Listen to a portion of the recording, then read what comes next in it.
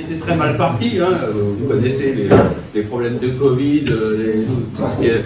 On a jonglé tout le temps avec l'ouverture et la fermeture du pays, donc c'était un chantier qui n'était pas du tout préparé. Bon. Et les élèves sont arrivés, avec leurs professeurs bien sûr, avec le mauvais temps, ils ont réussi à faire tout ce qu'il y avait à faire, tout ça dans la bonne humeur, et j'ai eu vraiment beaucoup de plaisir à travailler avec eux. Le vol il a duré 2h30 de Dol et Tavo jusqu'à Fès. Ce soir on a été accueillis par Ali, le correspondant au Maroc. Ça c'est Adèle. Hugo. Titouan. Nazim. Thomas. Qu'est-ce que t'en penses du Maroc? Incroyable. C'est tout? C'est que c'est tout. Jusqu'au... Parle un peu frère. On a un peu dormi mais il fait trop froid, voilà. En plus les profs sont pas gentils, ils nous ont réveillés. À 7h30 du matin. Je suis fatigué, je vous mens pas. Et ils ont des sous les Marocains, machallah. Ah là. L'association Au Soleil Bourgogne-Franche-Comté donc travaille à Izumaguen avec l'association marocaine Aït Lassen qui s'occupe des contacts avec les collectivités territoriales, d'organiser le chantier avant qu'on arrive, et donc c'est une synergie entre les deux. On logeait dans la petite ville d'à côté, donc ça avait des avantages, hein, mais on n'était pas totalement dans le village. Donc nous prenions nos repas dans le village à Izumaguen, simplement le soir nous étions obligés de rentrer dans le petit bourg qui est à 2 km et nous étions logés dans un appartement à Kafensou. C'était une situation un peu différente, parce qu'on n'a pas eu le temps suffisamment de travailler avec les villageois, et donc ils étaient peu présents, enfin à part les deux qui étaient là, et ils n'étaient pas présents parce qu'il y a beaucoup, dans cette région il y a beaucoup de carrières, et les gens travaillent dans les carrières. Saïd qui creusait les tranchées avec le tractopelle.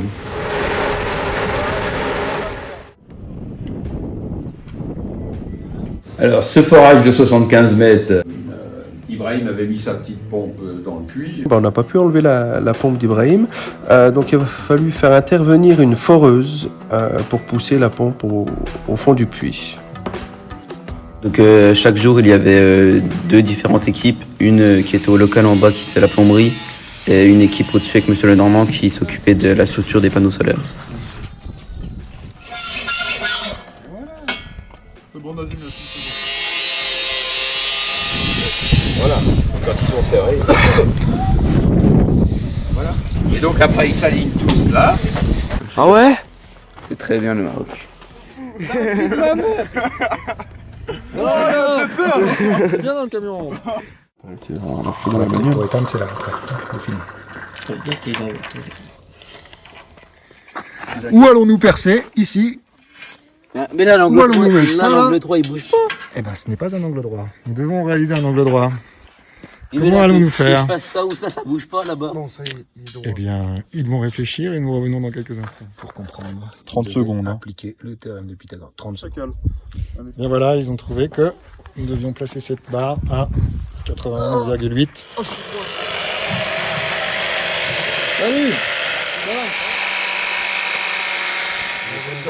Et voilà, grâce à Monsieur Pythagore, ils ont trouvé où faire le trou, sans électricité.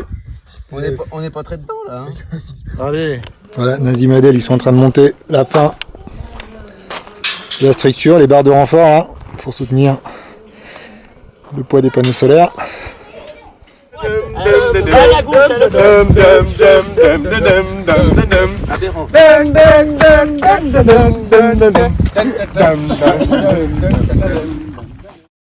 Les panneaux solaires ont été raccordés électriquement par les élèves et Monsieur Lenormand. On n'attend plus que le soleil. On l'a reconnu.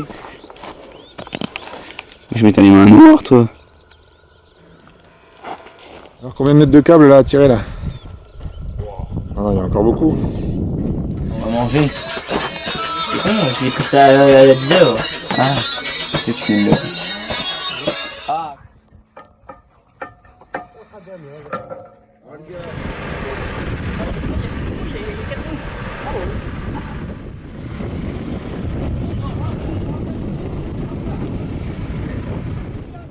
On n'a pas vraiment vu sur les photos, mais un matin on s'est levé, le Moyen Atlas était couvert de neige jusqu'à 1500 mètres.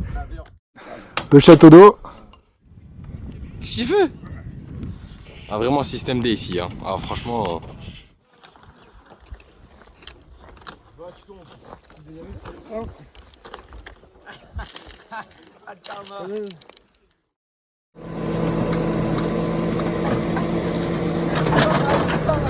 Château d'eau au puits, on a à peu près 270 mètres de tranchée qui viennent d'être terminés après un problème technique sur la pelleteuse. On n'avait pas pu finir. Donc on va enfin pouvoir mettre dans cette tranchée les tuyaux et la gaine électrique. Tu peux nous expliquer ce que tu fais là, Hugo? Je fais un trou. Hein?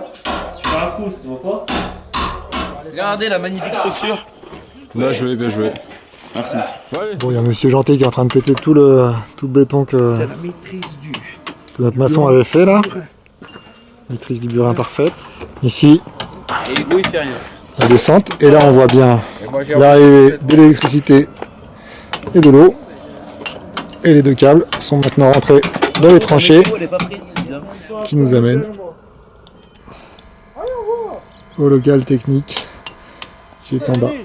Le local technique a été construit par le maçon du village avant notre arrivée. L'équipe qui raccorde l'équipe qui raccorde le château d'eau. T'as fini au-dessus, Thomas? Nickel, normalement. Bah, j'ai pas fait trop profond, j'ai fait à la même profondeur que vous. Mais normalement. Assez pour mettre une quiche chute.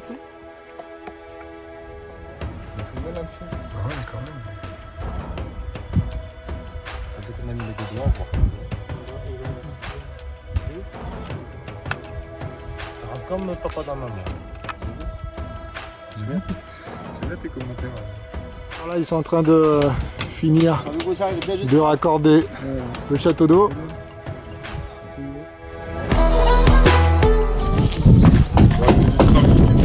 Thomas, qu'est-ce que t'en penses du chantier? Franchement, ça va. Hein. Ça va pour l'instant? Tu peux nous expliquer qu'est-ce que c'est ça là? Là, c'est la tête de forage. C'est Ok. le départ, tout simplement. Et des tuyaux là, c'est quoi? De départ?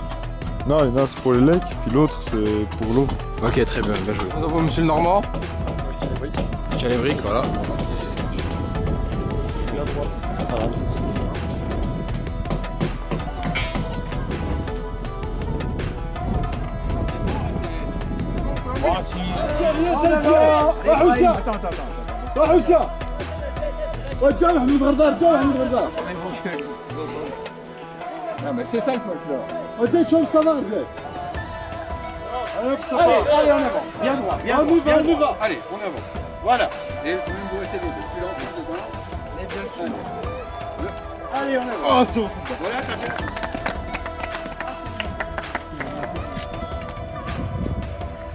Oh là là!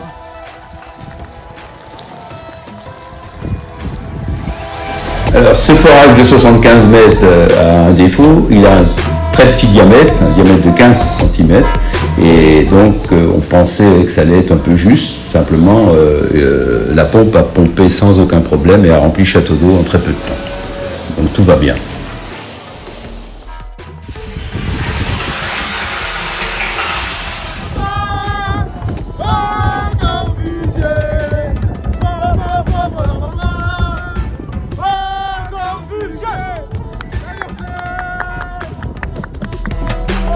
Donc à la fin du chantier, nous sommes partis vers le sud.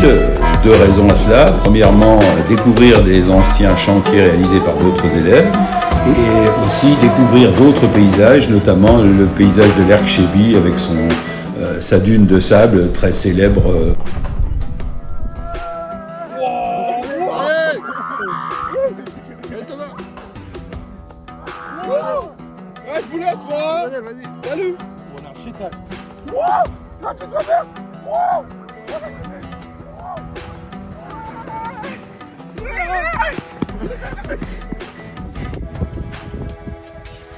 Alors ce projet était vraiment très bien, c'était une très belle aventure humanitaire. Ça nous a appris beaucoup de choses, vivre en communauté par exemple avec toute notre classe, c'était très bien. On a appris que les conditions de vie au Maroc c'était pas comme chez nous, c'était pas le grand luxe Par exemple, on dormait tous dans la même chambre à 5. Donc c'était un peu difficile, le climat, tout ça, c'était un peu difficile. Mais ça reste quand même une très belle expérience et ça restera gravé, je pense, à toujours dans notre vie.